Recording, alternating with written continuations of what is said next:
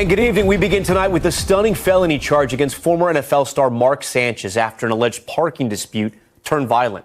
Police say he got into a brutal altercation with another man over a parking spot in Indianapolis. The former Jets quarterback and current Fox Sports analyst was originally charged with a string of misdemeanors, but he's now facing a level 5 felony battery for allegedly attacking a 69-year-old delivery driver. A warning to viewers, these next images are graphic. That driver now recovering in the hospital after police say he suffered significant and severe injuries. Marion County Prosecutor Ryan Mears joins Top Story now. Mr. Prosecutor, thanks so much for joining our broadcast. I appreciate that. My first question to you, when you saw the evidence, whether it be the surveillance video or what investigators brought to you, what did you think about this crime? That it was completely unnecessary, that this was one of those situations that didn't need to occur. You have a 38-year-old former professional athlete who is alleged to be involved in a violent confrontation with a 69-year-old man, which is literally over a parking spot. And under those circumstances, no one should walk away with serious injuries, yet that's what we're dealing with. You know, you look at the injuries of the victim in this case, the 69-year-old man you mentioned. I mean, they look pretty severe. There's a gash to the face. There's a neck brace. What is your understanding of how this person is doing tonight? Well, unfortunately, this person sustained very significant injuries as a result of this incident. And that's why we made the decision to file the charges today, because it needed to reflect the seriousness of what took place. This individual is dealing with a not only significant pain, but also very likely facing the potential of having to deal with permanent scarring on their body. And fortunately, we've been able to reach out to him. That he's in good spirits and he's progressing, but he's progressing very slowly. And this is one of those events that's probably going to stay with him the rest of his life. So I don't know if there are stand your ground laws in Indianapolis. I'm not familiar with it. I'm sure you can educate us. But is this one of those cases where the 69-year-old man was in fear of his life and that's why he stabbed Mark Sanchez? Is that your understanding? Well, that's currently the allegations. And Indiana has some of the most robust self-defense laws in the entire country. And when you talk about stand your ground, it means you have no duty to retreat. And so a central theme of this case is going to be the application of Indiana's self-defense laws to exactly what took place. Certainly, it's our perspective at this point in time, based on the allegations that have been submitted to us, that our victim was acting in self-defense and that his actions were supported by the Indiana self-defense law, which is why we made the charging decision that we made. What's your understanding of Mark Sanchez's condition here? Was he intoxicated? Do you know that for sure? Well, one of the allegations is that he was intoxicated. He has been charged with public intoxication. One of the things that we're going to do as we move forward with this investigation is obviously we're very interested in what the toxicology reports may reveal. That's certainly protected medical history. And so we're going to work with investigators to try to gather as much information as possible so we can have a complete picture of what took place. Yeah, I do want to ask you, what is your understanding and what can you share with our viewers as far as what happened before the incident, the altercation, if you will? There's been some reporting that Mark Sanchez was doing wind sprints in the alley where the 69-year-old delivery driver was parked. Is that your understanding? Well, the good thing about this case is that there is surveillance footage all up and down that alley. And so we do have a pretty clear picture of what took place. The allegations are currently that this is where the confrontation took place, was inside that alley. Certainly, you do see Mr. Sanchez running at times before he makes contact with the victim in this case. Do you have any idea why he was running that late at night? Not sure why he was running that late at night, and certainly not sure as to why there was a dispute over a parking spot when, again, this individual was just trying to do their job late at night, trying to fulfill their obligations, their work obligations. Somehow it resulted in this violent confrontation. I know you're going to follow the evidence wherever it leads you, right? But I do have to ask you, I mean, is there a chance here that Mark Sanchez felt his life was threatened? Well, certainly people can have different perspectives based on the evidence that's available to us now at this particular point in time. We've heard the victim's perspective. We had the opportunity to review the surveillance footage, and the allegations that have been presented to us put us in a position where we felt comfortable filing the charges that we announced today. What is next for Mark Sanchez? Where is he right now? Is he still being held behind bars? Can he bond out? He has posted bond, and then the court will set this matter for initial hearing. Because we did increase the level of charges, it'll be reassigned to a new court, which we anticipate happening in the next day. What was it for you that you decided to change to go from misdemeanor to felony? What did you see that caused you to do that?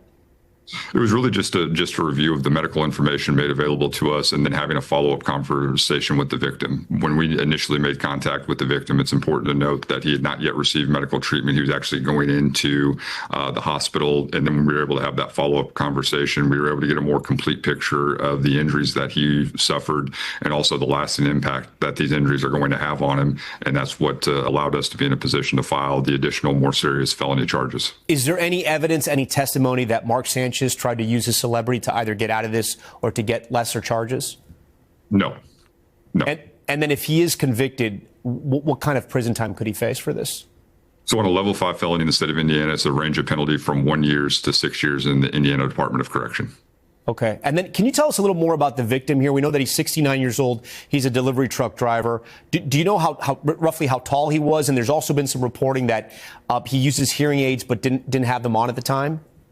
That is correct. One of the things that he makes reference to is that he did need the use of hearing aids. He's a 69-year-old man. He's certainly not the largest guy, and certainly his stature would be smaller than that of the other person involved in the confrontation. Is there anything else that people should know about this case that maybe hasn't been put out there yet? I don't think so. Okay. Sir, we thank you for your time. Thank you for coming on and helping us out tonight. Thank you. A protest over immigration raids erupting in Chicago. New video showing officers recovering after getting tear gassed. And that shocking moment, a car rams into an ICE vehicle. All this as the president vows to send in the National Guard to more cities across the country. Here's Maggie Vespa. With protests over immigration raids escalating in Chicago, tonight federal prosecutors charging an alleged gang member with soliciting the murder of an unnamed senior law enforcement official taking part in immigration enforcement there, saying Juan Espinoza Martinez posted in Snapchat, $10K if you take him down. Authorities tonight also searching for the driver of this black SUV that the Department of Homeland Security says repeatedly rammed into ICE agents in the white truck. While at a separate event, police appearing to be tear-gassed, though not injured, all as President Trump faces new legal battles in his efforts to deploy National Guard troops to 2 more cities. Donald Trump's deranged depiction of Chicago as a hellhole was just complete BS. After a federal judge blocked the president from deploying Oregon's National Guard to Portland, where protests against ICE have been escalating. Tonight, Chicago and the state of Illinois suing to try and prevent President Trump's deployment of troops there. There was never an insurrection or an invasion on the ground that justified the deployment of the military to our American city. Though tonight, the president saying he'd consider invoking the Insurrection Act. Well, I'd do it if it was necessary. So far, it hasn't been necessary. We have to make sure that our cities are safe. As the White House blasts Democratic officials, noting there were 4 homicides and 29 people shot in Chicago this weekend. Why should they be concerned about the federal government offering help to make their cities a safer place? They should be concerned about the fact that people in their cities right now are being gunned down every single night. And the president, all he's trying to do is fix it. Cook County Commissioner Sean Morrison supports President Trump's move. You've had federal agents attacked, and unfortunately they've had to push back. But the governor saying ICE is the one escalating tensions, pointing to this dramatic DHS video of a recent late-night raid saying children were zip-tied, which the agency denies. Having more federal agents on the streets in full military gear is not necessarily going to create calm. And Maggie Vespa joins us live outside an ICE detention facility, near Chicago. Maggie, I know you have some new reporting about who was being targeted in this alleged murder for hire plot you were reporting on. Yeah, Tom, that's right. Our affiliate, NBC Chicago, reporting that it's U.S. Border Patrol Commander at Large, Gregory Bavino. That's a famous name in the Chicago area. He's one of the leaders of the president's crackdown on illegal immigration here in Chicago, that so-called Operation Midway Blitz. In the meantime, we also talked about that lawsuit that's filed by the state and the city. There was an initial hearing on that today, and lawyers in court saying National Guard troops could be, in their words, in position in Chicago as early as tomorrow. Tom. All right, Maggie Vespa for us. Maggie, thank you. We want to head now to the Middle East, where talks are underway on President Trump's peace plan to end the war in Gaza. It comes as Israel prepares to mark 2 years since the October 7th attacks. More than 1,200 people killed, hundreds more taken hostage. Tonight, our Richard Engel speaks to one of those former hostages about the conditions he faced in the tunnels below Gaza. On the eve of the second anniversary of the Hamas attack that started the war in Gaza, President Trump's envoy Steve Witkoff and son-in-law Jared Kushner arrived in Egypt for talks to implement President Trump's plan to end the war. I think we've made tremendous progress. 2 years ago, Hamas killed more than 1,200 Israelis and took about 250 hostages, including women, children, and babies. Of all the Israeli community by Hamas on October 7th, 2 years ago, this was the hardest hit. There were around 1,000 people living here at the time. 102 of them were killed and more than 30 kidnapped. It remains frozen in time, and many of the residents say they're not sure if they'll ever come back. Too many memories, too much sadness. Ohad Ben-Ami showed me what's left of his home, where he was kidnapped along with his wife. I was here on my bed, and my wife was here on the ground with a blanket on her. Ben-Ami was kept in a tunnel where he was fed a single piece of bread a day. Hostages would sometimes pass out from malnourishment and had to revive each other. He was freed after 491 days of captivity. Last month, he met President Trump. And I said to him, I'm here thanks to you knocking on the table. So he said to me, I'm on a deal. It will be okay. I will bring them home. All of them. The White House tonight said it wants Hamas to release all of its hostages quickly. Tom?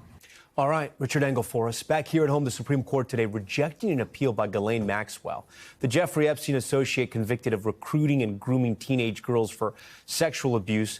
Maxwell is serving a 20-year prison sentence for those crimes. I want to get to NBC News legal analyst Danny Savalos, who joins me now on set. Danny, walk us through what Maxwell's legal team was trying to argue in this appeal. Back when Jeffrey Epstein signed a non-prosecution agreement, it contained language that the United States shall not prosecute any of Epstein's potential co-conspirators. That would appear to include Ghislaine Maxwell. And of course, reference to the United States was the battleground in this appeal. Her team argued that by saying the United States instead of this district or the U.S. Attorney's Office, the agreement bound the entire United States, which would include the Southern District or really any federal agency that might prosecute Ghislaine Maxwell. And what the Second Circuit held, that's the appellate court in this geographic jurisdiction, was that unless the language in the agreement was explicit, that it meant the United States as a whole, all government prosecutors, then it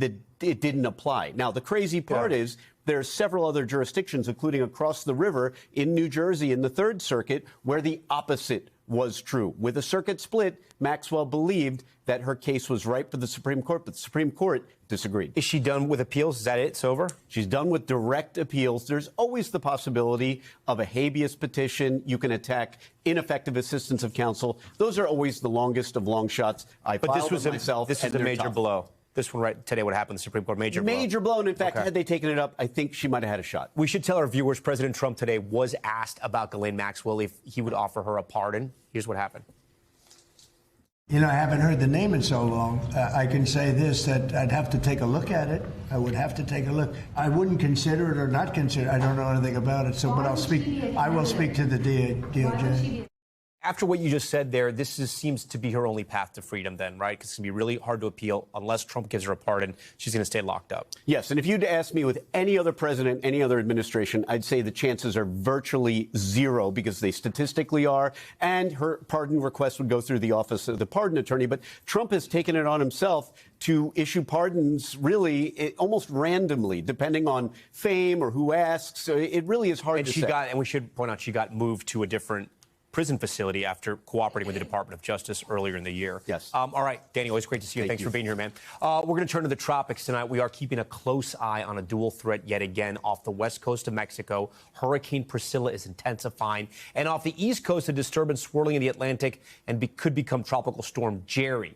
For more, Bill Cairns joins us live tonight. Bill, walk our viewers through what you are looking at tonight. Yeah, we still have a lot of active areas in the tropics going on. So we have 3 areas of interest. We have Hurricane Priscilla. We have a little area that's new. It's going to go in the southern portions of the Gulf. It only has a 10% chance of developing, so we're not too concerned with that. This one, though, is an 80% chance, and this will likely become our J-name storm Jerry in the days ahead. So where is it going?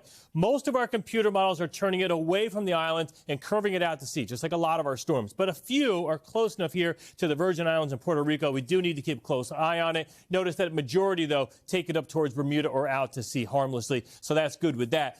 Back to Priscilla, this hurricane's actually going to get stronger, and it's not going to be a direct horrible impact, but a lot of that moisture is going to move up into the desert southwest. Another flash flooding event is likely towards the end of this week in areas of Arizona, and even by the weekend, some of this will turn into snow in the high elevations of the west, so that will affect areas in the U.S. And then, Bill, I know we're also watching some type of storm on the East Coast. They said it was a nor'easter, but it's hitting the mid-Atlantic? Yeah, this one's going to be interesting. So it hasn't developed yet, hasn't even formed. We have a cold front that's going to come off the East Coast, bringing some needed rain. And then we're going to watch a storm developing off the southeast coast. By the time we get to like Friday, this may be a nor'easter or maybe even a subtropical storm. As of now, it looks like another high wind, rain event and flood event, coastal flooding for the mid-Atlantic and maybe even North Carolina again, Tom. It was only last week that we had those houses falling in the ocean in the Outer Banks. They do not need a nor'easter on top of that. Okay. Bill Cairns first. Bill, we thank you for that. We're going to be back in a moment with the investigation into a deadly skydiving accident. An instructor killed after falling from the sky without a parachute. What happened here? Plus, growing questions after a judge's home in South Carolina, you see it here, went up in flames. What might have sparked this? And an update in the search for those 2 trained hawks, you remember them? Stolen from outside the Rams Stadium in L.A. The big breakthrough tonight involving Bubba. Stay with us.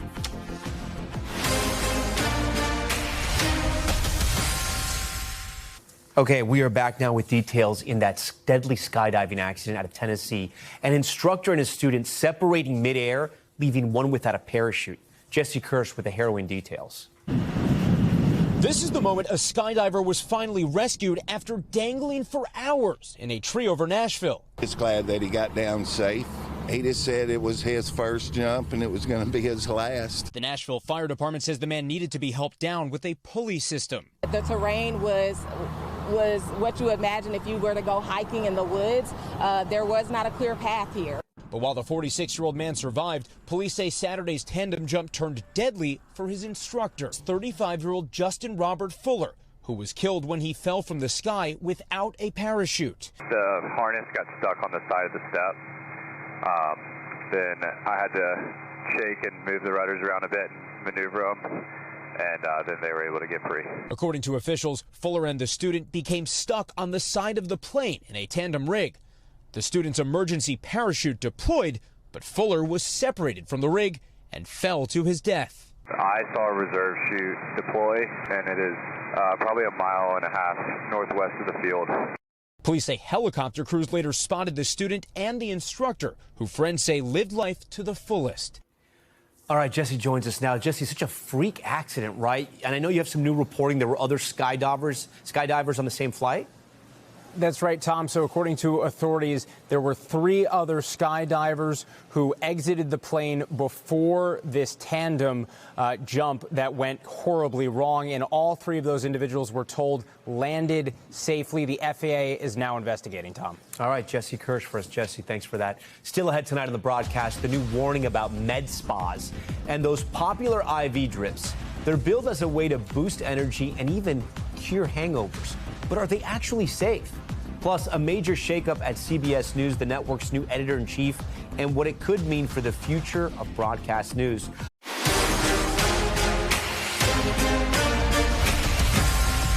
We are back now with Top Stories news feed, and a breaking tonight, a major story. Air traffic controller shortage reported at Hollywood Burbank Airport in California. According to the airport, the staffing issues are due to sick calls and last-minute call-outs. The FAA says they have a system in place to handle control duties on the event of a shortage. With the government shut down right now, air traffic controllers are working without pay. The FAA says they expect more staffing complications across the country.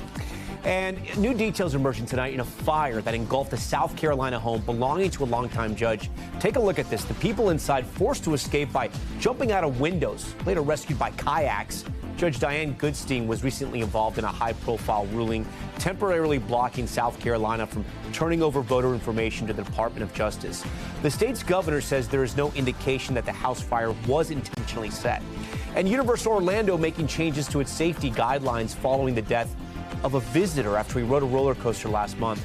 The resort now requires guests using mobility devices to walk independently to ride several of its attractions. It comes less than 3 weeks since 32-year-old Kevin Rodriguez Zavala was found unresponsive after riding the roller coaster and later died. He used a wheelchair because of a spinal condition. The family has condemned the reopening of the Stardust Racers ride. And now to an update on a wild story we brought you last week. Two trained hawks, Alice and Bubba, were stolen outside SoFi Stadium during a Rams game last weekend. They fly above NFL games to keep other birds away. Now their falconer tells us Bubba has been recovered 30 miles away. He says he's hopeful Alice will be recovered soon.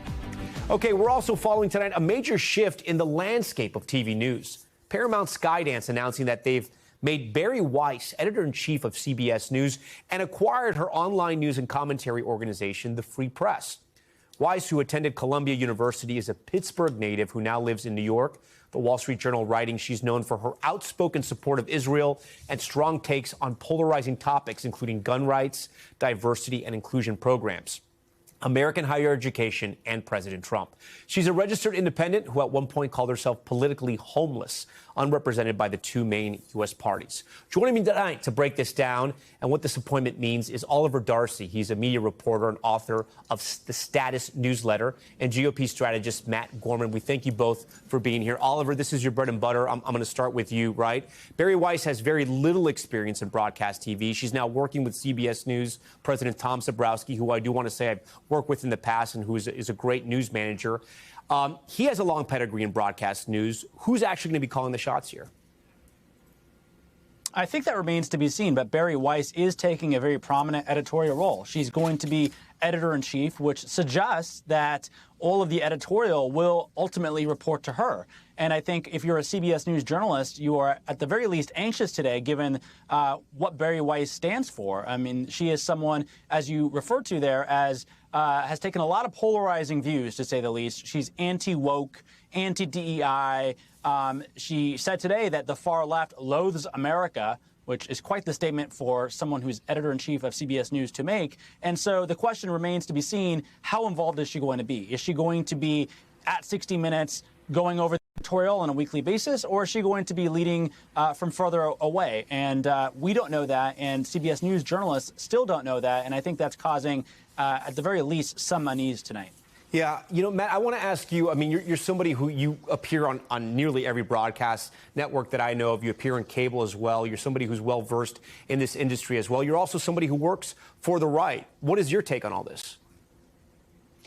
A couple things. First of all, they needed to shake things up at CBS, right? They've been perennially in third place for much of their trademark newscast, whether it's evening news or the morning show, for a long time. They've also had a lot of churn before Tom, as you mentioned, at the top of their news division, as well as their anchor desks on several other programs. So they needed to do something differently, I think, to bring some advertising revenue in and bring some buzz in, candidly. And look, I don't know Bari, but she's built a successful project after the Free Press after leaving the New York Times opinion page.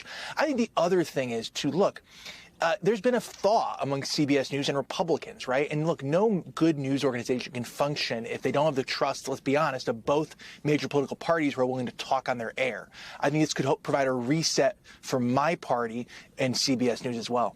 Oliver, is this an attempt by CBS News and their new owners, maybe in their view, I'm not saying this is my view or the view of the people that watch, the millions that watch CBS News every night, to make CBS News more down the middle, or do you think this is a conscious move to the right?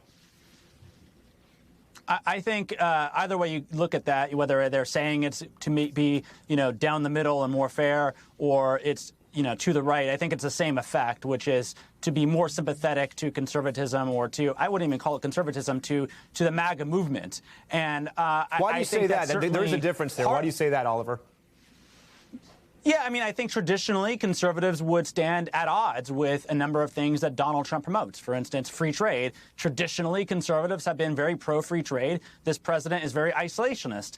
And then there are a number of issues that this president has really, re-engineer the Republican Party to be in favor of that, 10 years ago, conservatives would have been against. For instance, conservatives were the ones that got us into the Iraq War, and this president says he's against it and anti-interventionalist. So there are two separate movements there. But I think that Barry is certainly going to be pushing a number of things that people on the right like. She's not necessarily a MAGA media personality, but people in that movement like that she's anti-DEI, anti-woke, very pro-Israel. And while she does criticize the president at some times, I think if you were to read the Free Press, those issues that I just outlined would be what you would take away as the great threat to American civilization or Western civilization, not the creeping autocracy that we're seeing from this president as he assaults things like free speech, the rule of law, et cetera.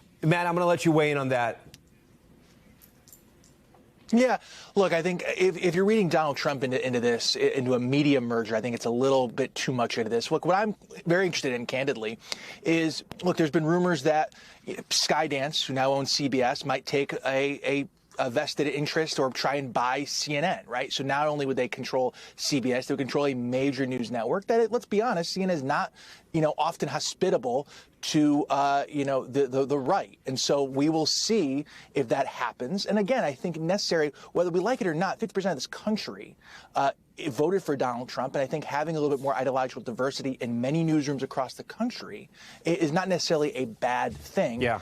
Ensuring that we have objective journalism. I got one for each of you. Matt, I'm going to ask you, if someone is watching Fox News and CBS does move to the right in some capacity, does a Fox News viewer, a loyal Fox News viewer, do they go and watch CBS News? Do you think that actually happens? I think the Fox News viewer and the cable news viewer in general, I think, is very different than someone who casually watches broadcast news. I think they're quite different. Cable news, wherever you are, they're far more habitual watchers. They tend to leave it on all day. So, Oliver, my last question to you. We don't know how this is going to play out, right? But how do you think they will measure success over there at that company now? Is it ratings? Is it how their CEO, David Ellison, feels? What's their metric? I'm not really actually sure what their metric is. I mean, I guess you could say ratings might be part of it. I think that the idea, though, I mean, David Ellison talked about this today. He said that he wants CBS News to speak to all of America.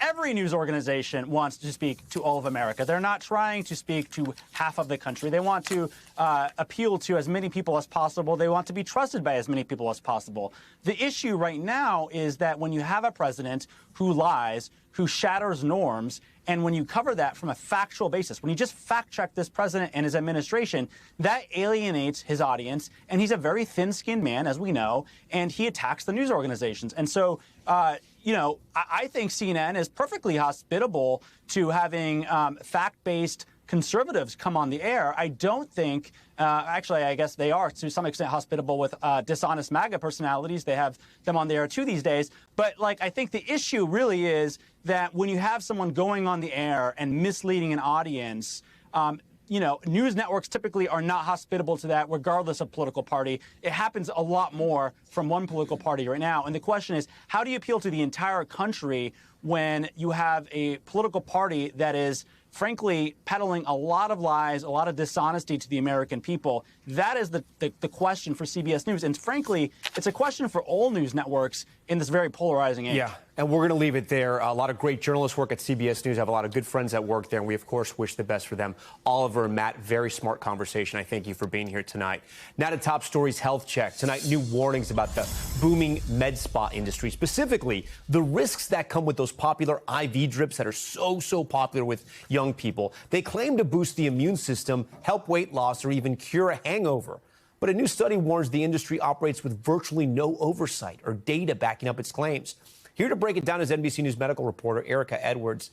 Erica, med spas are a big business, with some estimating now it's a $15 billion industry. But this study flagged some serious concerns for consumers, like what? Yeah, 15 billion with a B, right, Tom? This is an industry that's operating with virtually no oversight or data backing up its health claims. Only 2 of the more than 200 clinics in the study cited any evidence of health benefits for the treatments that they were offering. Even the group representing med spas nationwide said that some providers, get this, don't realize that they're actually practicing medicine when giving IVs. That is, putting a needle into your vein, and they might lack proper training. Tom? Yeah, and then should you avoid these IV drips unless you're in an official medical setting? And also, Erica, explain this to me. I mean, IVs are supposed to make you feel better. Are they just not working in this kind of capacity? Plenty of med spas that follow good practices, right? Like requiring a doctor to be on site if any problems occur. But just over a quarter of the spas required patients to consult with a doctor ahead of their treatment. And there can be side effects, right? Like even as minor as bruising but also infections can occur if there is a contamination of the equipment or the product. Experts say it's always a good idea to ask whether a qualified, licensed medical practitioner is on site before agreeing to any kind of treatment. Tom? Yeah, and then who's supposed to oversee the safety of med spas? You mentioned having a doctor there, but which states were found to have sort of the strictest regulations? Yeah, so there are no federal health regulations when it comes to med spas. They are all regulated by each state, but just 4 states actually had comprehensive oversight according to this new study. Those are Alabama, Vermont, and the Carolinas, North and South Carolina. And they had rules related to, prescriptions, compounding of drugs, and how those spas dispense medications. Tom? Okay, Erica Edwards tonight for us on Top Story. Erica, thank you. Still ahead here on Top Story, the race against time on Mount Everest, a blizzard trapping hundreds of hikers on the world's tallest mountain. We hear from one hiker about how he escaped. And Lester Holt returns to Studio 1A. He's here with his new Dateline podcast, The Last Appeal, and the jailhouse interview with one man fighting to get off death row as time runs out. Stay with us.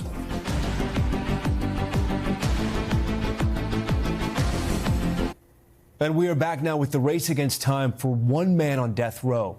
More than 20 years ago, Robert Roberson was convicted of murdering his 2-year-old daughter. Prosecutors allege she died of shaken baby syndrome. But experts have since questioned that determination, as details that were not part of the initial trial have now come to light. It's all chronicled in the new Dateline podcast, The Last Appeal, in which Lester Holt speaks with Roberson from behind bars ahead of his scheduled execution on October 16th. Here's part of that conversation. And you're about to be put to death. Yes, sir. But I have to ask you, did you harm your daughter, Nikki? No, sir, I did not harm my daughter. Did you ever violently shake her? No, sir. You did nothing that led to her death? No, sir.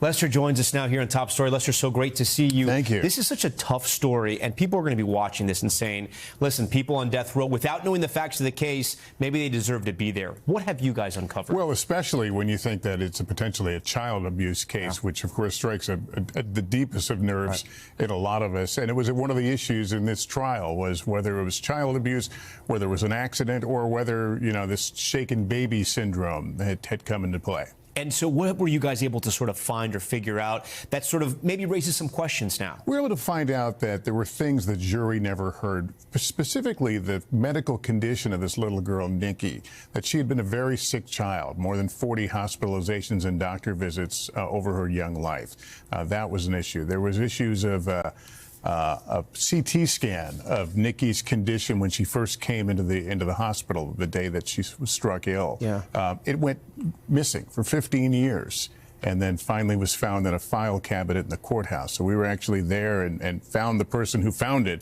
who explained, yeah, it was stuck behind a shelf. And so there were a lot of things that began to add up. And you've got the police chief or the police detective who prosecuted this case or who arrested Roberson, who said that he changed his mind, that he doesn't believe the detective changed his mind. The detective changed his mind and now thinks that he made, a bad that contributed to a bad outcome. Of all Right. this. So there's 10 days before he's executed, correct? What can happen, if anything?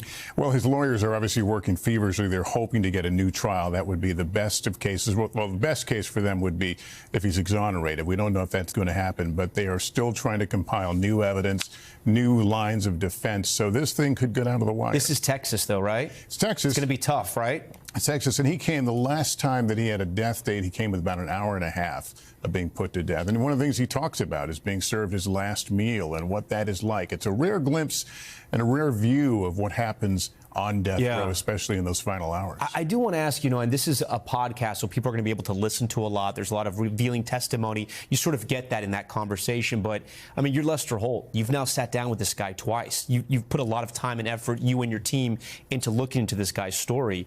Do you think there's something amiss here?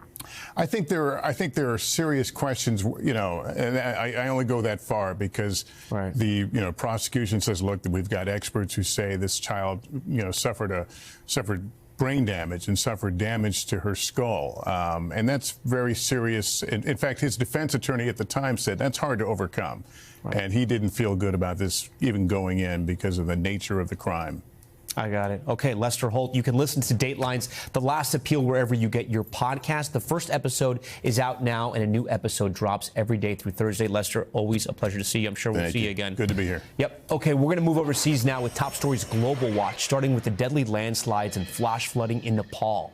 Severe storms slamming the country with heavy rain over the weekend. Video shows entire communities underwater. Nepal's army using helicopters to rescue people from the floods.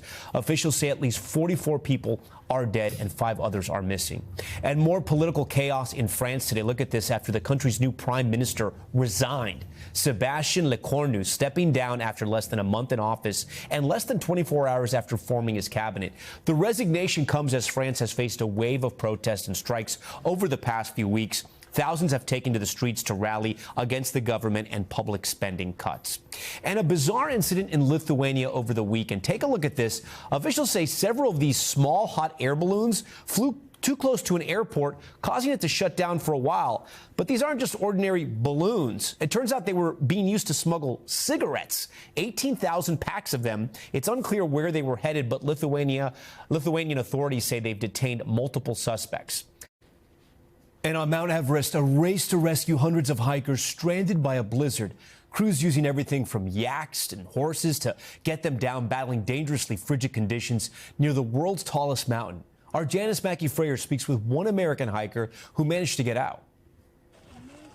A shock blizzard and an all-out race to reach hikers stranded on the Tibet side of Mount Everest. Chinese rescue teams and villagers using horses, yaks, and drones at 16,000 feet.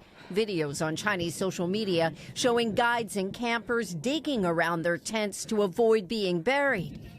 Hiker Chen Gushuang told us it was a nerve-wracking night of lightning strikes and strong winds.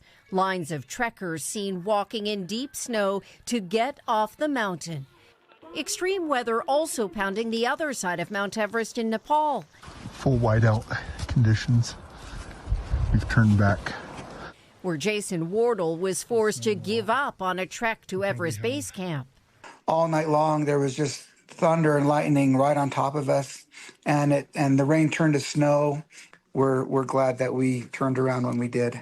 Severe storms are unusual in the Himalayas this time of year. The Tibetan slopes busy with tourists during a national holiday in China.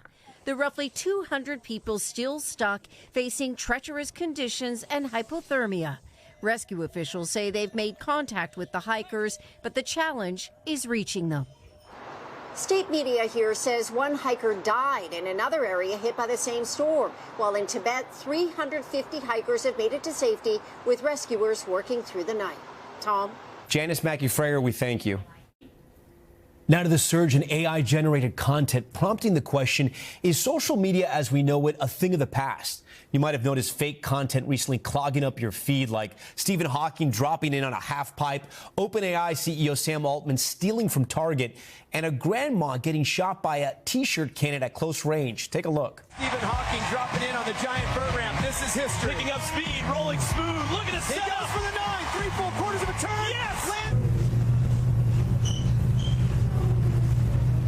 please, I really need this for inference. This video is too good.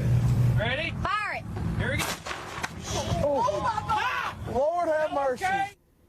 Again, all of those videos are fake, but many videos, like the one we've seen, are the latest product from OpenAI called Sora 2. The video generation app quickly surged to the top of the Apple App Store after just launching last week. So what does it all mean for the future of your feeds? For more, Max Chafkin from Bloomberg Businessweek joins us now. Max, it feels like more and more of our timelines are becoming AI. I mean, I noticed it this weekend, right? I was on Instagram and every other reel was stuff I was into, but it was AI generated, whether it be sports or hobbies. Do we know what percentage of content uploaded to social media is now AI generated? No, but I think the line is blurrier than most people would think. You know, over the years, say over the last decade, feeds have gone from being entirely your friends, in other words, people you actually knew, or maybe a celebrity or two you follow, to this kind of like algorithmic feed where a lot of what you're seeing is influencers, professionals, stuff that's being tuned to get you to continue watching. Now, that's, of course, the model of TikTok. It's also Instagram, and pretty much everybody else has essentially ripped it off. And in certain ways, this latest thing where instead of having influencers doing it, social media companies are just having, you know, AIs do it, or people prompt AIs. Like, in certain ways, it's just like the logical extension of this thing. It's almost like we shouldn't be calling these things social networks anymore as much as, I don't know, amusement machines, diversion machines, something like that, whatever it takes to keep scrolling. So listen, a new report is out in the Financial Times this week. I don't know if you saw it, but it asked the question, are we past peak social media? And in their analysis, they showed teens and 20-somethings are using social media 10% less than they were in 2022. Now, I asked some of our young staffers if they bought into this, our friends who are on TikTok a lot. Some did, some don't. I mean, what do you think? Are we past the peak of social media, or are we just still in the middle of it? I think it's true that we are past the peak. I believe those statistics, although, you know, just being past the peak doesn't mean lots and lots of people are using them. What we've seen over the years is the average age of these platforms getting a lot older, as well as, you know, this kind of thing, like platforms trying to resort to tricks to keep people engaged. Now, again, peak social media passing doesn't mean that people are going to stop looking at screens. And if you're trying to think about, okay, well, what does the future look like if we're no longer telling all our friends exactly what we're doing, like the kind of version of social media that maybe elder millennials, Gen X, even some baby boomers think of, like, what is it? Maybe it's this, maybe it's just a bunch of AI videos, you know, in which case calling it social media probably doesn't make sense anymore. Yeah, explain this part to me, right? The new Sora app from Sam Altman includes its own TikTok-like scrolling video feature. Is fake or generated content like what we were seeing in those videos to introduce the segment, is that the future of social media? Because at one point, social media was about authenticity. I know people use filters, and it was a fake sort of Instagram life, but it was that people were bringing you along into their real lives, or at least what they wanted to put out there. If it's all generated AI and it's all fake, where do we go from here? Well, you know, even watching those clips that you just played, you know, I kind of cringed at the last one. I'm sure many people did, right? It's kind of upsetting to watch. And you have to think, given that so much of sort of AI content is creating this sort of shock value, and there are versions of that Stephen Hawking clip that I have seen on social media that are more upsetting than the one you played, you know, where he doesn't land the trick. And you just kind of wonder how long the novelty will last. And it does seem like, yes, there are lots of creative people who are going to be using AI, but it's hard to imagine that just you know, an entire feed of slop, you know, which is the derisive term, is gonna take off either. Like, this feels like a fad right now. Now, does that mean OpenAI and others can't build on that fad? No, they definitely can. Right. But I wouldn't read too much into these statistics yet. Mac Chafkin, you can read him in Bloomberg Businessweek. We thank you so much for joining Top Story. And with that, Emily kind of joins us now here. Emily, so Taylor Swift in the house. She's in 30 Rock. House. That's absolutely She's somewhere right. around us. Yes, you can feel her in the air right now. I saw fans lining up. They were wearing their orange, which is a key color for this new album. They will be going in to see The Tonight Show. It will be her 7th appearance with Jimmy Fallon. So she's been going on the show a number of times. It's actually on that show years ago that she had talked about the in-depth nature of her Easter eggs, those hidden clues that she places about her work, and said sometimes, could she be placing releasing them months out in advance, years out in advance. And we actually got confirmation of one of the Easter eggs that so many fans have been talking about. So if you look at the tracks, there are 12 tracks on this new album. You'll see here 12 of them. And she confirmed that fans figured out if you center align the tracks, it's the same shape, the same outline as the Eras Tour stage. She said that was a purposeful Easter egg. I feel like we'll get to hear her talk about some more Easter eggs tonight, maybe some about the wedding, some of the making of the album, a lot that a lot of people are going to be tuning in for, so myself included, obviously. I think we're like learning something new every day about this, but thanks so much. Always great to have you on. Thanks so much for watching Top Story. I'm Tom Llamas in New York. Stay right there. More news on the way.